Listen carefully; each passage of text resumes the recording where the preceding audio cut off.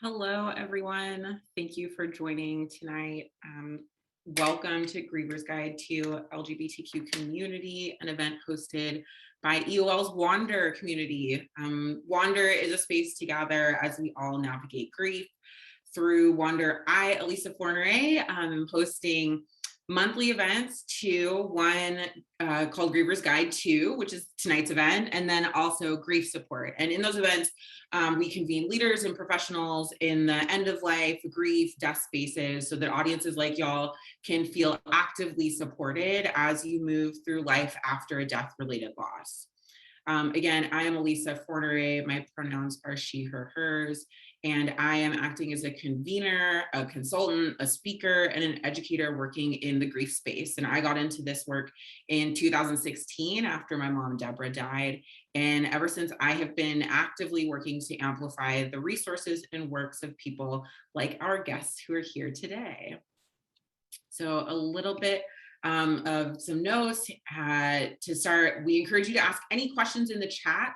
We will be answering them throughout. We will have a little space for Q&A at the end. So do not hesitate to put them in the chat or in the Q&A feature. As you will also notice, this video is being recorded and you'll be sent the video after in an email, and you'll also be able to find it on the registration page and on the Wander page after we finish tonight. And then I, Elisa, again, am operating my business on Kauai and Tonga land in Southern California. And I am here tonight in acknowledgement of the fact that I have the privilege to do this in my office, in this home, on this land that I do not own. And Jess, who is our wonderful support from Round Glass and EOL, is going to throw a link in the chat for nativeland.ca, which can show you where you are taking up space similar to what I was just speaking about throughout North America. So tonight, I assume you know this if you're here, but we're going to talk about grieving as part of the LGBTQ community. And I was excited to host this event because I believe and know and do a lot of work around how our identity can impact the ways that we experience loss, how we process grief, and how we access services. So I have invited this group of wonderful leaders who hold space for LGBTQ people in a range of capacities here today to speak with me about ways that they've felt supported, ways that you or friends or family can find support, and also to discuss unique factors that play into how our community navigates grief individually and also collectively. So what I'm going to do to start is, and I told them this, so I'm not fully catching them off guard. I'm going to introduce everyone and then invite them to share the name and a little bit about someone who supported them through their grief as a member of the LGBTQ community.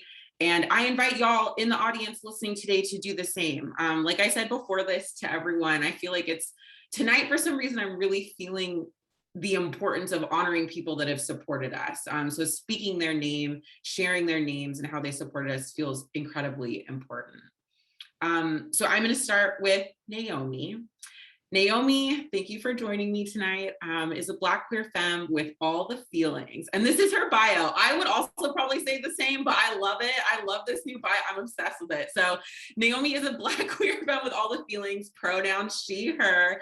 And the loss of a close mother figure is what brought Naomi to death care, her training with Going in Grace, and the beginning of her time as a hospice volunteer. So the death of her mother brought her to grief care, her training as a grief guide, and what it really means to lose a parent.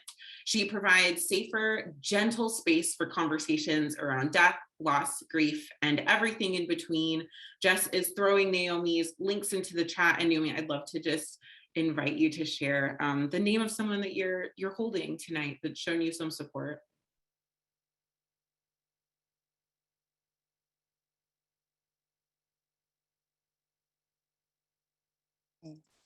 Hi, thank you for reading my bio. Thanks to everyone else who's on this panel and to all of the lovely people that showed up tonight. Somebody that's really close to my heart would be my friend Erica, who really has held such beautiful space for me as I have navigated the days, weeks, months, and years after the death of my mother. I feel really lucky to have a friend close that could really give me what I need, even when I didn't know I needed it. After my mom died, like just the fact that she would sit with me, fiance, and not talk about what just happened, I didn't realize that I needed that until I got that. So I'm really holding her close and special tonight, and ever so thankful that we're in community together. And I hope the rest of you have someone like that, because it's so precious. Thank you. Those are the best friends, the ones who show up with the things you didn't even know that you needed. Thanks, Naomi. Next is Rachael Ward. Rachel's pronouns are they, them, and Rachel is passionate about space creation and helping bridge dialogue for churches, groups, and organizations to heal and cultivate redemptive movement, especially at the intersection of sexuality, gender, faith, and grief care. They attended Columbia Theological Seminary and are pursuing their Master of Divinity and Master of Arts in Practical Theology with a concentration in pastoral care. Rachel, I invite you to share a little bit about someone who has supported you. Yeah, I'm laughing because I feel like Naomi, I need to like reevaluate my bio and put some more, feelings in there. As an Enneagram 4, I felt that so much. Someone who, yeah, I'm gonna have to say my therapist. She's a queer woman who is an elder gay. She would receive that with endearment, and has been with me for the last 6 years of navigating really what it means to be human within my sexuality, my gender, my spirituality, and with all the things and trauma that comes with your queer self. And her name is Mara, and she is just a badass woman, and I love her, and I lift her up with the rest of these names that we're honoring this evening. And I'm on the Muskogee land here in Atlanta. Thank you. Shout out to all the therapists everywhere that provide that kind of support. Thank you, Rachel. Knowing that, sometimes it's not a friend or a family member, colleague, or whoever it is, like therapists are huge, and particularly for our community, I think. Last but not least, Rachelle Bensoussan, pronouns she, they, is the co-founder and managing director of Being Here Human. She holds a master's degree in thanatology, is a certified thanatologist with the Association of Death Education and Counseling, and has spent the last 10 years building community-based bereavement programs for hospices across Southern Ontario. She is a queer-identified woman of North African and Middle Eastern descent and is a fierce believer that grief is our birthright. Thank you for joining tonight, and I'd love to hear about your person. I think I'm just having a moment of being like, I think I'm the elder gay on the call. So I'm just gonna let that land. So my person is my wife, who some of you on the call may know. She's a writer, Isabel Abbott. And the reason why I want to honor her and bring her into the space is because I lost another woman that I love, my beloved Diane, 16 years ago this November. And I don't think it's the easiest thing to be partnered with somebody who has lost a previous partner to death.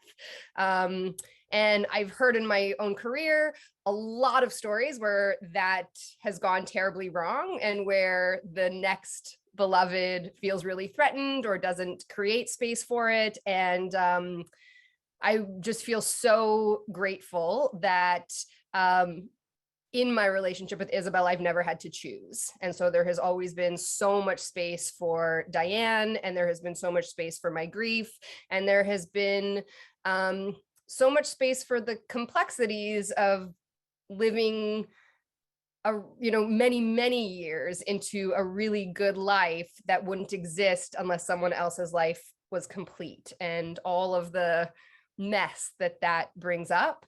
And I don't know anyone actually like her who has had the capacity to kind of hold all of that without needing any of it to be anything other than what it is. Thank you. That was really beautiful. From all of you, I think this was a really good start for me to know that, any sort of challenges that we talk about facing or experiencing or knowing our community faces over the next 40 minutes, to know that there are people who have supported us, who have supported y'all, and who have supported community is just really beautiful to start with at the top. So thank you for sharing. I saw a question, is this being recorded? It is, so everyone will get these goodies after. And to start, the first question that I have to just open the floor to y'all is, what is unique, or what have you seen as being unique about the grief experience that we can have as a part of the queer community? How might being part of this community impact us and our grief in different ways?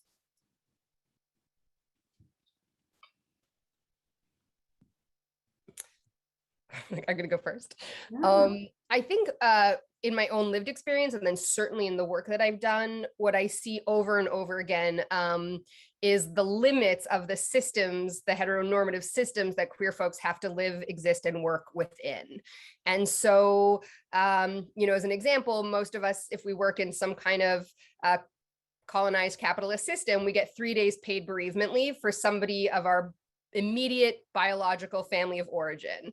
And as we know, as queer folks, that doesn't really mean a whole lot to us. A lot of us have chosen family. A lot of us have multiple partners, domestic partners, lovers, romantic partners, that we really do live in that way outside of those boxes and outside of those neat little things that the systems want us to live within. And there isn't really any support or paid leave for, you know, I'm trying to think of the queer community I work within, but with my ex-girlfriend's current wife who died of cancer, who we were all in community with, and we walked to the end of that end of life journey together. Or this was my domestic partner and we shared all of these things together, but no, we weren't legally married. And when you work within systems that are so limiting and so harmful and so violent, and your love and your life exists outside of it, it's really challenging to then get any kind of understanding, validation, support that doesn't try to try to minimize, or in some ways just make your entire experience like reduced, like a reductionist version of what your actual experience was. I just wanted to piggyback off of that and say, so brilliantly said, I think on top of recognizing the limits within the systems of support that we have, there's also just the layers and layers of in ways that we can be traumatized and re-traumatized within our death experiences and our grief experiences. For a very prime example, if you are with a partner and you two aren't legally married, the fact that a family member that they have no contact with has more say than you, their partner, who maybe spent months, years, valuable time together, understanding their wishes, your say automatically means nothing, as opposed to this person of a family of origin that they maybe had no contact with for years. And then you think of, you know, the funerals and the way that we die, the fact that a family can really have control over the presentation of somebody's funeral and a partner will have to sit there and listen to their partner be dead named in front of family that they haven't known for years. I feel like it just speaks to the levels and layers of trauma that these experiences can hold. And again, harkening back to the fact that there is little support for that, and also very few places where we get to name that that was a traumatic experience and have it be affirmed. Oh my gosh. Yes. Just have to take like a breath out. Yes. I just, those two things carried forward. I feel like I move in and out of very many spaces, which is why my bio tries to cover that. From a personal experience, like right now, I can actively speak to this. There's invisible grief that no one else can see about being a non-binary trans person, the dysmorphia that happens with an everyday basis of that experience is an forever grief that I have, that we have as a community, that is still not even educated within our community. In some aspects, you know, I get step ins and step outs when it comes to privilege or visibility in, like, you know, oh, you have grief as a queer person. Oh, you don't, like, what do you mean you have this experience? There's some separation there. And from the perspective of just education itself in the academy, which I am a part of right now in grad school at seminary, oh my gosh, I fight so hard every day to make sure that there's representation in just the readings that we have, and fighting really hard to make sure there's representation in faculty and staff. I mean, these things are not there. This isn't a mainstream thing as some people think. Oh, we have queer theology now, for example. No, we really don't. Like, we might have 3 mainstream published books about queer theology, but there's so much more about queerness within the theological take and also just the human being itself, that those voices aren't being heard. Especially Black and brown, trans, non-binary voices are not being heard that have so much to offer. So there's this just gap and disconnect in thinking we've done it all, when in reality, we're never going to do it all. And also we have to give equitable space for people to be able to voice the types of grief that we experience. And I will state that we grieve every single day in our living moment, in our living bodies, and we have death there, which is something that I do in my own work, is talk about being a living death doula for folks' narratives. But that's a thing too. Like, I don't think I desire more space as a personal, like in my personalized life, to have space where I can just share my sads and my grief that I have in my career experience. So this is why this is such a rad thing to be doing. And hopefully a thing that we can model for you this evening that perhaps you can take back to your communities and continue having these types of honest conversations. Thank you for that. That makes me sort of want to transition into another question that I have. I think identifying gaps in the system, gaps in the care, gaps in the way we have these conversations and just live is incredibly important. And at the same time, I would love to hear from y'all about ways that you have seen our community supported, or ways that you do that in the work in the space that you hold.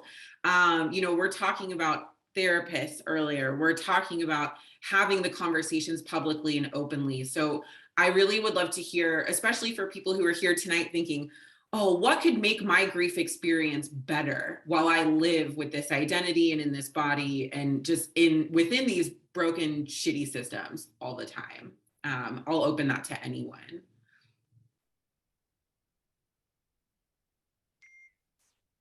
I can speak on behalf of Being Here Human, which is the organization that I and Michelle Williams founded many years ago now.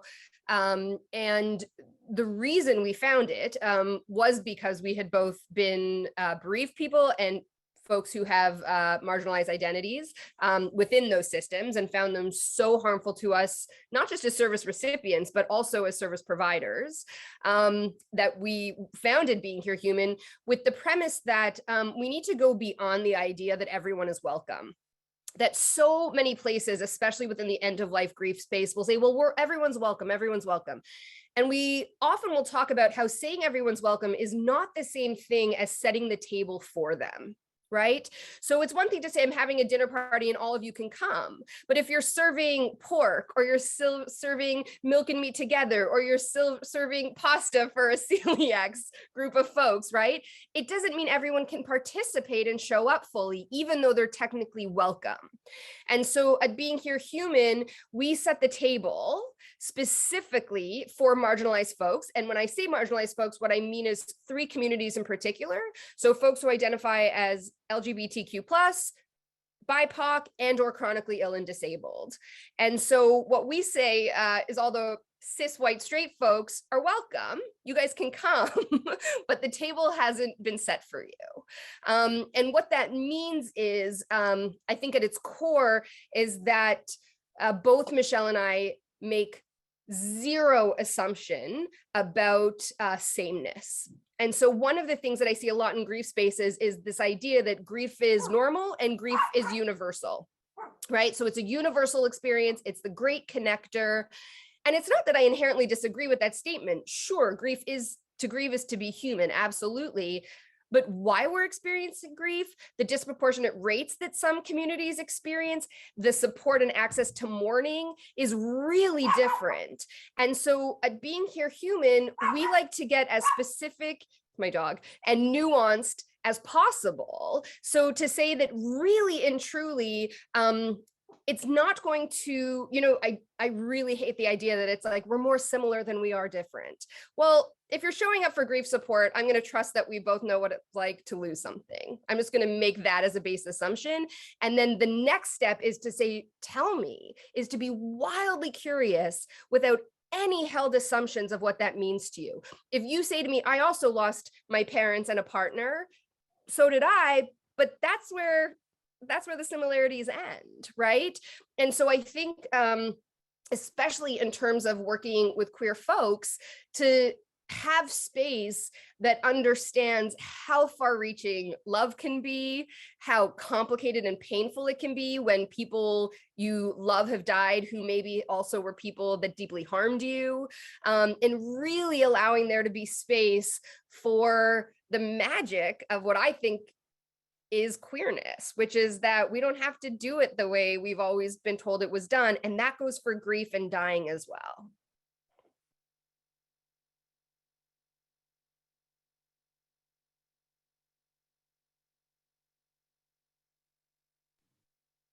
Thank you for that. I'm gonna leave the floor open for a while. That was really wonderfully said. And the whole time I'm just thinking like, the table, the concept of the table and who it's set for. And yes, everyone can be invited is one thing, but who it truly accommodates and cares for intentionally from the get is incredibly different when you think of it that way. So thank you. Rachel, I saw you unmute, so I'll let you speak up. I did. And then I forgot the thought I was having because then I was like deeply listening to you. I love, I think that we can get really caught up in like the acronym of, diversity, equity, inclusion. Like, I'm coming from being in an academic space, so like I think about these like this a lot. But I think that institutions specifically get very caught up in like the diversity aspect and think that they've done it because we're all at the table, it's diverse, like sweet, we can check this check mark, we've accomplished it. And the reality is that there's still the same thing functioning in the same space that you just remade from the last thing and then slapped a diverse label on it. It has to be just filled, or it's just, it is the same system functioning in a different kind of clothing brand. So I really appreciate the table analogy a lot for many reasons, but the pastoral heart in me is like, yes, a table analogy. For me, I run two things. So I run a thing called Bible Query, which is a facilitation one-on-one or group workshop for queer folks who are trying to kind of suss out and figure out what they've been told is a lie with their faith, their background within family, faith, church, and what that means for their sexuality and gender journey. And I also write on my own at Queer and Faith because I love writing and that's how I process. So narrative, as I mentioned, is kind of like my tool and the way that I study. So I would say that I'm a practical theologian who uses storytelling as a way to liberate my own body, spirit, and mind, and also to do that with other people. So I have come to like grief space work because queer people are still dying over what people tell them God wants or whomever we want to equate that to. And the reality is that it's just an institution, a being, or a person saying what is right from wrong, and stripping a personhood apart. And there's people have kind of check marked it with like the biblical case. So for a 5-second downplay on that, biblical case is just the reason for us to be affirming of queer folk, Christian or church spaces, not just Christian spaces, but church spaces of all kinds. And that's really like a super cognitive way to affirm a person. And it really separates the body element and the spirit element from the mind. And so queer people are still reaching out and wanting other resources to help them process all of the death that's within a person's body, mind, and spirit, which is why I call myself and created a model called the Living Death Doula to help folks figure out where all these places are so that they can lay their narrative out in front of them and accept that truth as what it is, and then be able to move through them, hopefully alongside a therapist, because I am not a therapist by any means whatsoever. So I believe that narrative can help us source out pain, discomfort, active death within us, and grief, and help us kind of own that in a way, and invite grief to sit at that table and to also become visible. I mentioned kind of invisible grief from body dysmorphia as a non-binary person.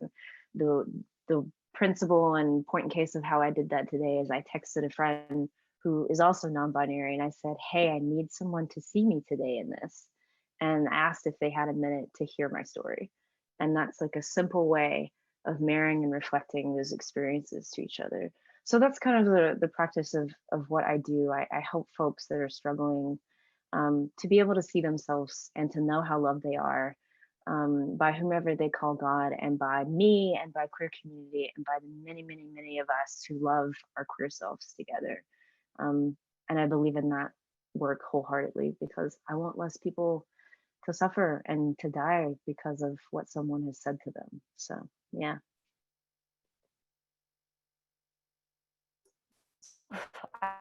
I love so much of what was just offered by Rachel and Rachelle. And I'm really sitting with what Rachelle said regarding how we're all like kind of disliking that narrative of how we're all similar but different in our grief. And I think something that's been coming up for me as I run my grief group, I run on Black Folks Grieve, which is specifically for Black people. It's an intimate online Zoom space where we show up in our grief experiences and we talk about our grief, we talk about death, we talk about loss. There's a surprising amount of joy in these groups as well, because most of the time we can always find some sort of joy within the pain of our grief. But I also love this idea of it not being a crime to be like, there are all of these other spaces that are just for all of these other people, but there's nothing wrong with a space that is specifically for the community that you want to serve. Like, I want to serve queer Black people, and there's nothing wrong with me limiting my services to that, because there's so much of the world that's out there. There are so many other people that offer similar support that I do. So if I want to focus in on the community that I'm a part of and I love, there's nothing wrong with that.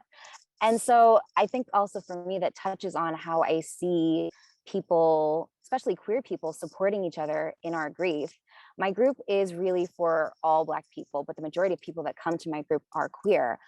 And I think for me, it's just, it does something from my heart to see us gather in an intimate space where we don't have to explain cultural references. We don't have to explain what a homegoing is. We don't have to explain the things that get put upon us as queer Black people that we're just supposed to shoulder and hold and be strong and uphold. It does me so much joy to watch other queer people supporting other Black queer people in a space where their experience isn't questioned, but literally just affirmed and just held and just seen. And it's really a co-created experience. I kind of create the container, but my greatest joy is when I just see other people supporting each other and I don't have to say anything, because it is just such a beautiful reminder that we have each other. And sometimes it feels like all we have is each other. And sometimes that's very true. But in those moments when we have each other, it is such a beautiful reminder to see like we really deeply, truly have each other. Not only in this work, but just in this experience of life as a whole. It's such a beautiful, deep reminder for me to watch that be uplifted and upheld. Yeah, I just love it. I love my community so very much.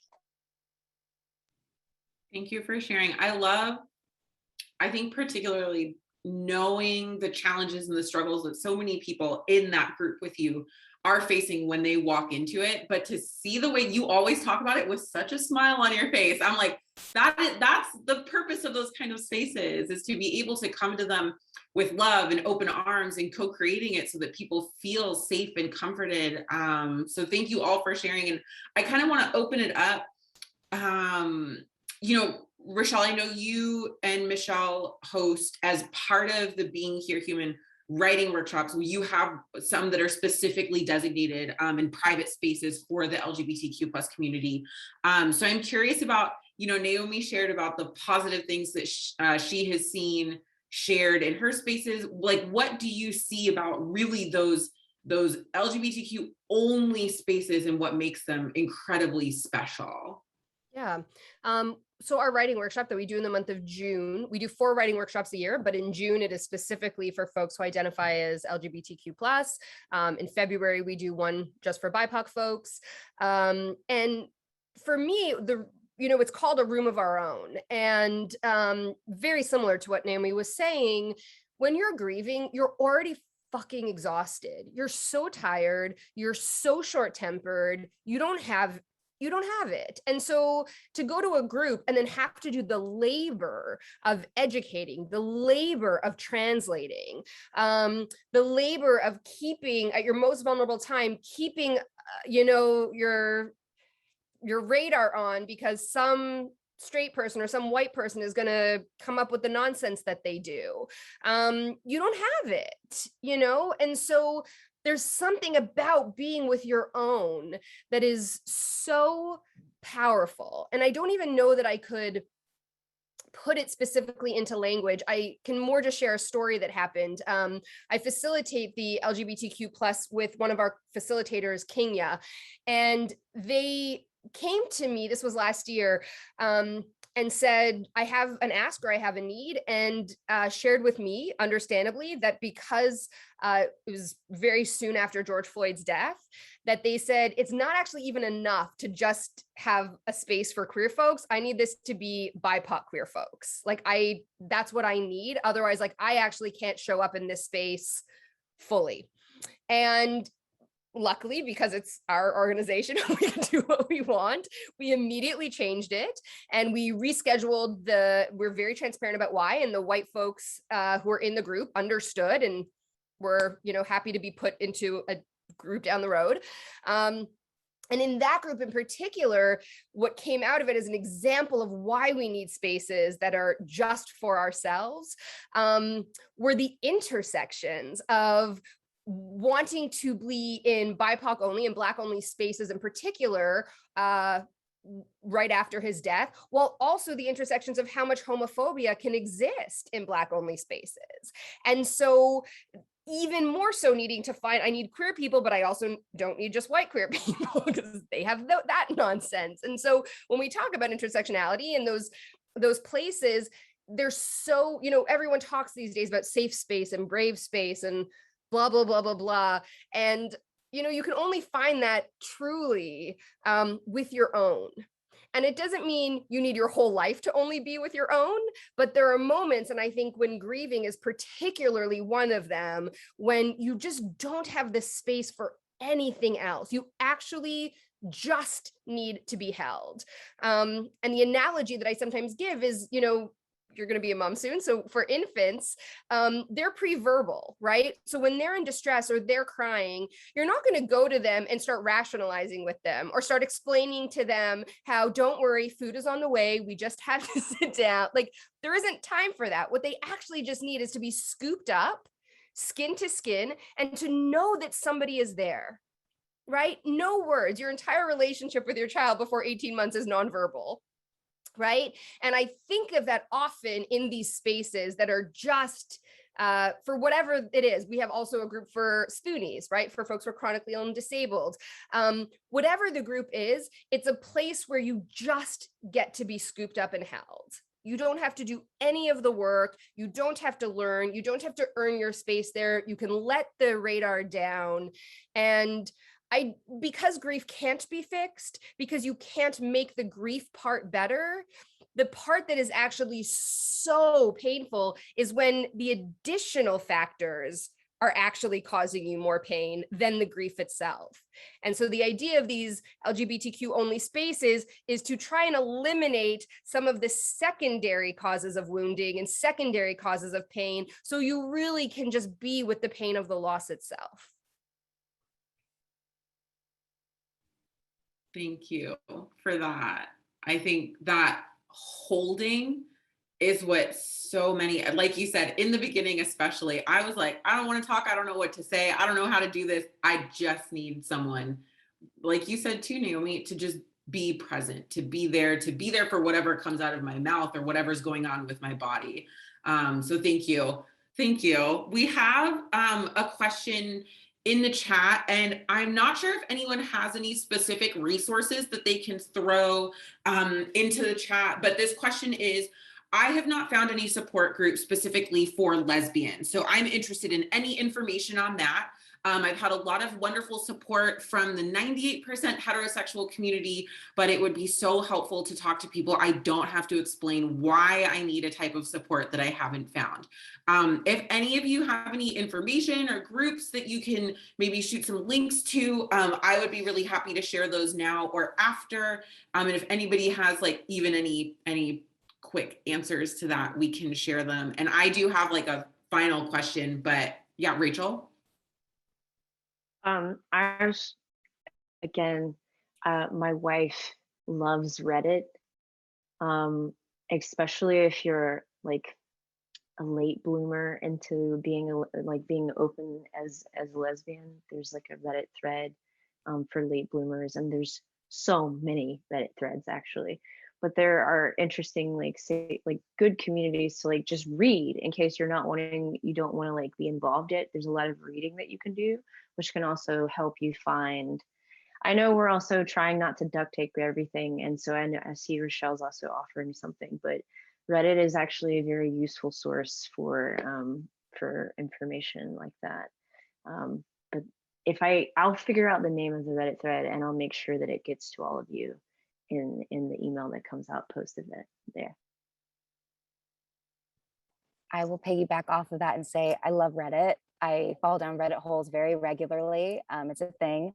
And on top of Reddit, I also would offer up checking out the website meetups, because that can also be a really great way to just find groups that are specific to what you're looking for. And especially now, given COVID and Delta and all of that, like more resources are kind of located easier online. So that can be sort of an easy landing place to start. I would also recommend Facebook if that's something that that they're interested in, as I know that all of our bandwidths for social media are very, very low at this point, but Facebook can also be a very good jumping off point to find some private groups and some other people to give you some direction if you're open to that. Thank you. We'll pull these links and I'll pull, Rachel, we'll get some Reddit threads from you to start with that we can share, and maybe some Facebook groups. So thank you all for sharing. I think the way, I didn't want to necessarily end on this note, but I do know that part of these events, it's not just people showing up who are from the community or representing the identity, but also supporters. And in this case, that could look like allies, partners, friends, and family members who know that someone in their life who identifies as LGBTQ+ needs support while they're grieving. So I'm curious if there's anything that you would want, and maybe I can give y'all a couple minutes for both sides of this question. What would you want or ask of an ally or an accomplice or someone who is supporting someone from our community? And also, what would you want someone to sort of be the golden nugget that they could hear from you tonight about navigating grief while a part of this community? So really to support both sides. My answer would be the same for both questions. And that is believe me or believe them. So believe me that I know my own experience best. Believe me when I say something that might make you really uncomfortable. Don't try to talk me out of it or into it, or don't tell me why I shouldn't be feeling it. But just believe me. And I think that's true for every bereaved person, that so much of our energy goes to trying to convince the people around us that we're actually having the experience that we're having. So just really, really believe somebody. Your job isn't to shift their experience for them. Your job as someone who wants to support someone is not to make anything about the pain that they're in different. Your job is actually to stay as steady as possible in the presence of it. And so I think, I think of in every time I'm supporting somebody across an area of difference, so meaning they have a lived experience or identity that I don't have, my job is to really, really shut the fuck up. Like, that's it. Just shut up and stay put, and believe them. Yeah. Uh, that validation is so key. Yeah, I think at the different intersections of where we come from and our own experiences, only we really know those experiences. So we're not telling you that, I'm speaking to those who are allies or desiring, we're not telling you that you need to understand. We're telling you that you're never going to understand, but that we desire you to stand in the gap with us. Sometimes to stand in the gap in front of us, because we might be so tired that we need you to hold us up for a little bit. For example, I'm speaking from a faith perspective. Sometimes I need that ally to ask that church if they're affirming. Sometimes I need that ally to be like, hey, do you have women in leadership? You don't? Why? Let's talk about that. I need that ally to be like, oh, you know what'd be super dope if we had like an LGBTQ only group. Because sometimes I'm even so tired that I can't ask for what I need. So being a good ally is standing in the gap and paying attention and seeing when you can use that privilege to make sure that we are getting the resources we need. And it's equitable. I will exchange that with you. But sometimes, we need that to happen for us. I think validation, Rush, you said it so well, like we spend all of our lives from womb onward sometimes, depending on our family, proving to the world that we matter, that we're here to exist. From my spiritual perspective, that God made me the way I am and that I deserve to be here, that I don't owe anyone explanation. It's taken so long to get to the point where I'm like, I don't owe anyone a fucking explanation about why I am anything, because I was made this way. There's our gaga. We were born this way, right? Like, come on. And so I need my allies to sometimes be like, hey, I got you. I'm gonna stand in front. I'm gonna hold up this in Atlanta at Pride parades. Allies help in holding up giant flowers over the just awful. Like they should get a better marketing parade. Awful banners and posters that they have, at parades. Like, they're terrible. But there's an ally. That's a way. That's like a actual way to stand in the gap. You don't ever have to open your mouth, because your physical body, your spiritual presence, and the cognitive knowing that you're there for somebody is the most impactful thing that you can offer a queer person. And then for my queer people, we're just gonna like turn it around here. You are wonderful, beautiful, and loved and beloved, period, period, period, period. And every moment of grief that you feel, we see you, we wanna hold you. And if any of these spaces make sense for you, reach out to us. We will connect you. We will help you in the ways that we can, with the boundaries that we have and with the resources that we can give. You're loved, and what you feel is your own and unique experience. And we validate that and we hold that together, because that's what we do as queer people. We're resilient, beautiful human beings who can do it differently, because we are brilliantly different, and that's an amazing gift that we bring into the world. So yeah, that's my offering to that. Such a beautiful offering by you both, and I totally agree and uplift those sincerely. I think the thing that I would offer for my straight allies is that when queer people, and especially Black queer people, tell you that we live with the grief of living so close to death every fucking moment, it's real. It's not an exaggeration. All you have to do is, if you need like an affirmation or like some kind of proof of that, all you have to do is watch the news. We literally live so close to fucking death every single fucking day. And you making us do the labor of having to validate that for you, so harmful, so unhelpful, so rude, so hurtful. And we don't fucking need it. We do not need it.